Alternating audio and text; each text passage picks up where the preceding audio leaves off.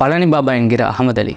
அவர் இறந்த நாள் இன்னைக்கு ஜனவரி 28 அவரோட ஆரம்பத்தில் எல்லாமே அவர்கிட்ட இருந்துச்சு. சொத்து, செல்வம், சொந்த பந்தம், புகழ் எல்லாமே இருந்தும் இது நிரந்தரமான்கிற ஒரு சிந்தனை வந்துச்சு. அதிலிருந்து எல்லாத்தையும் விட்டுட்டு இறைவனுக்காகவும் மக்களுக்காகவும் நேர்வழிக்காகவும் போராட ஆரம்பிச்சார். யாரு தப்பு பண்ணாலும் தட்டி கேட்கிற தைரியம் இருந்துச்சு. எந்த அரசியல்வாதிகள் பிழை செஞ்சாலும் அதை எதிர்த்து கேள்வி கேட்கிற துணிச்சல் அவர்கிட்ட இருந்துச்சு. எத்தனையோ வழக்குகள் போடப்பட்டாலும் தன்னைத்தானே விடுவிச்சுக்கிட்டு வெளியில வந்த ஆளு. பயங்கிறது அவருக்கு இல்லவே இல்லை. உசரம் மதிச்சு உலக மோகமே இல்லாம வாழ்ந்த ஒரு நபர். அவர் எங்கேயுமே எப்பவுமே இறைவா எனக்கு சொத்தை கூடு, செல்வத்தை கூடு, எனக்கு அழகிய வாழ்க்கையை கூடுன்னு பிரார்த்தனை செஞ்சதே இல்லை.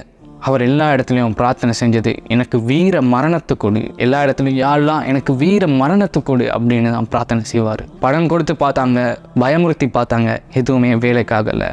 அவர் பிரார்த்தனை செஞ்ச மாதிரியே 1997 ஜனவரி 28 6 பேரால ஒரு காருக்குள்ள ஏறும்போது குத்தி கொலை செய்யப்பட்டார்.